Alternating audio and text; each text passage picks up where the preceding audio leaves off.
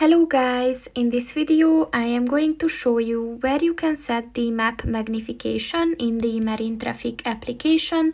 But first I just want to mention, don't forget to subscribe to my channel, because at 10,000 subscribers I am going to show you my whole YouTube revenue statistics and growth strategy, as well as how to make money online.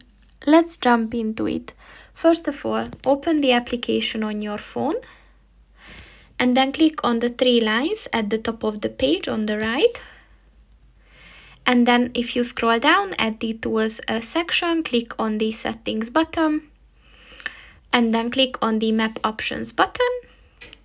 And if you scroll down at the map magnification section, just click on the one that you want to set. And then click on this tick button next to the map options section, and it is set. So that's pretty much it for this video, guys. See you in the next one. Goodbye.